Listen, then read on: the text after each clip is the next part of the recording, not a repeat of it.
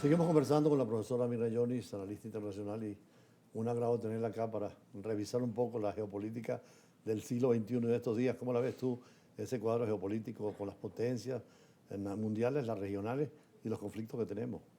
Sin duda que la dinámica geopolítica militar, era lo que señalamos anteriormente, porque hay geopolítica económica y ahora hay esta geopolítica de las telecomunicaciones, la geopolítica de Ambiental, la sí. IA, en fin, en todo, porque se trata de cuáles son las fricciones y cuáles son los conflictos que se plantean en estos sectores, ¿no? Pero digamos que la tradicional tiene que ver con ese juego de poderes, de los países y de los presidentes que lideran en un momento determinado este juego, ¿no? Y sin duda la primacía en el término de esa geopolítica entre Estados Unidos y los otros bloques, porque diría que es básicamente así, entre el bloque europeo, con Rusia o con China, en fin, en ese caso sigue habiendo una gran pugna y el más evidente es en el caso del Medio Oriente, que se ha extendido y que lo has mencionado ya más ampliamente en otras ocasiones, sin duda, pero que está concentrado, sigue concentrado en el tema de Israel y los, digamos, los territorios aledaños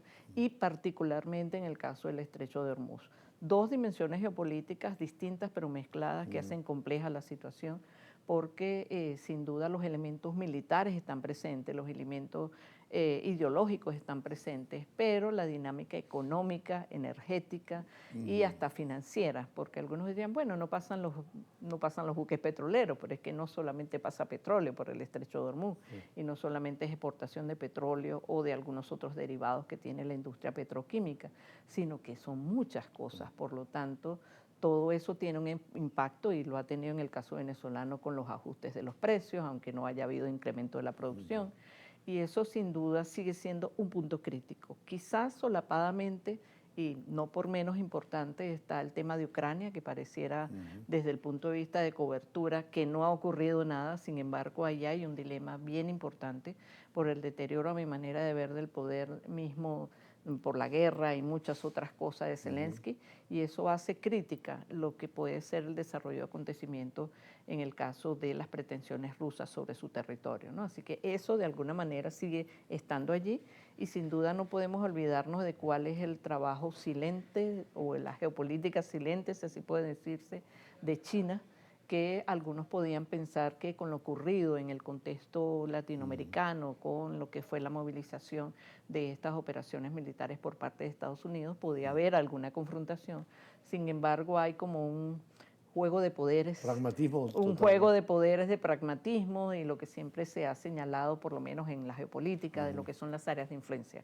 Siempre pretendes ir un poco más allá, pero hay unos marcos también geopolíticos que se dan y ha hecho ver cómo la pugna, llamemos así, de Estados Unidos, China, se ha concentrado más en términos económicos y en términos tecnológicos, si queremos verlos, o hasta de los minerales estratégicos que se están hablando, y no tanto en esa expansión. Fíjense que se retiraron de Panamá, se retiraron de algunas otras, y pareciera como si fuera un pacto de distribución de mercados, ¿no? Entonces creo que en eso son como esos grandes juegos de poderes que están allí, sin quitar cosas que están ocurriendo en otros lados del mundo, pero que creo que no da tiempo para todos ellos, ¿no? Podría afirmarse que hay tres grandes polos de poder mundial, que son Rusia, Estados Unidos y China, y tal vez la Unión Europea en función de entrar también en ese juego. Sí, y sobre todo las pretensiones, por ejemplo, podría mencionar, tú lo has señalado en otros análisis, lo que es el BRICS, esa transición del Correcto. BRICS que está, digamos, allí como en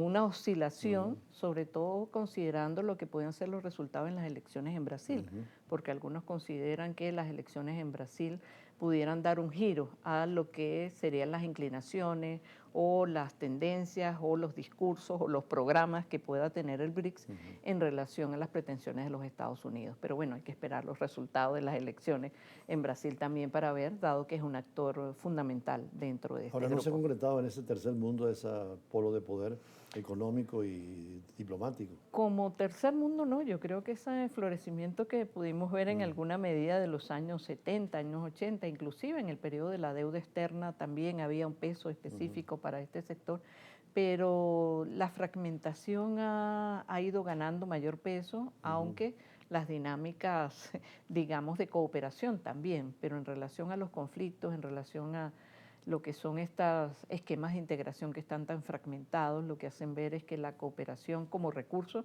sigue siendo un recurso, digamos, temporal, flexible, pero que no necesariamente conduce a otros esquemas, que era lo que se aspiraba en algunas ocasiones con el tercermundismo o con Sí. algunas otras líneas de acción, ¿no? Hace unos días se conmemoraba Hiroshima y Nagasaki, 1945, el 6 y Así el 9 de es, agosto. así es. El tema nuclear también rompe un poco esa concepción tradicional de los poderes absolutos, ¿no?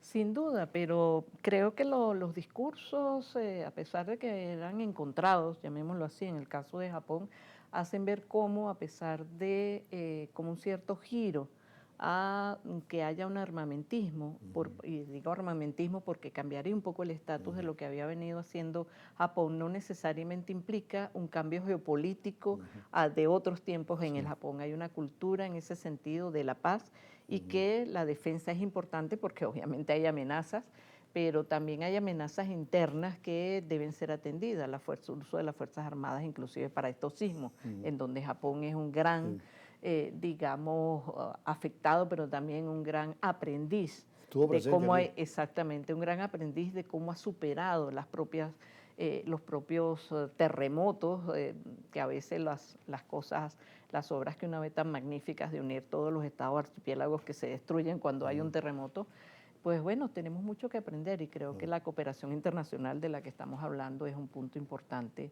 para Venezuela. Por Esperemos que cierto, pueda ser atendida. se vio la presencia de Israel muy activa en esos días y vi el Sí, domingo una foto del canciller con el jefe de la comunidad judía de la sefardita. Es posible que esa normalización de relaciones también abra Venezuela hacia el mundo internacional.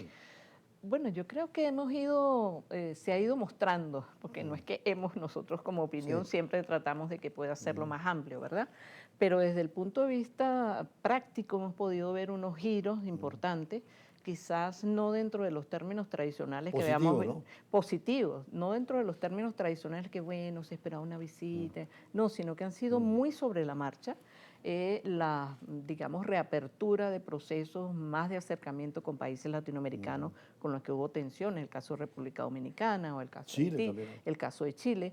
Y en el caso de Israel, como en algunos otros países, siento que es parte de un proceso lógico que no va a tener, digamos, mucha bulla diplomática, pero que irán ganando peso. Y creo que el sismo ha mostrado cómo los países donde prive la cooperación es fundamental independientemente de que haya cercanías ideológicas o no.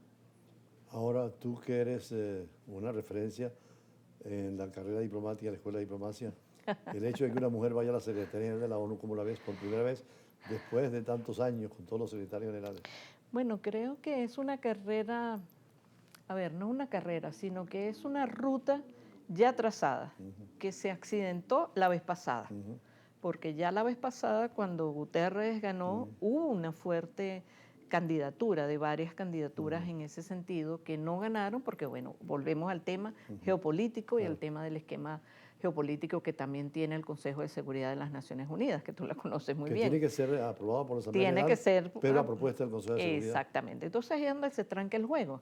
Entonces, si bien es cierto, había unas candidaturas, si mal no recuerdo, eran 4 mujeres, 2 hombres, ahora entonces sale una nueva candidatura, lo que hace ver que las prácticas, que no son estatutos, sino son prácticas para la elección de un secretario general, puede dejarnos también algunas sorpresas para septiembre, que es cuando empieza el nuevo periodo de sesiones y sería cuando se discutiría. Sería muy bueno que pudieran fortalecerse las carreras latinoamericanas, pero también el que vayan 2 quizás divide los esfuerzos, pero revela también las fricciones en América Latina, ¿no? Entonces, en ese sentido, me gustaría y creo que sería loable porque le han hecho una labor impecable en distintas instancias dentro de las Naciones Unidas, pero volvemos ahí, el juego de intereses puede privar y hacer salir de la manga de los 5 permanentes alguna candidatura que no estaba en el Bueno, ambiente. Mirna, tenemos poco tiempo, pero hay que volverte a invitar por los temas internacionales con ustedes que tienen tanto conocimiento, es agradable conversarlo. Así que te invitaremos Gracias. nuevamente y nosotros seguimos con otros invitados siempre en el campo del derecho y las relaciones internacionales. Ya regresamos.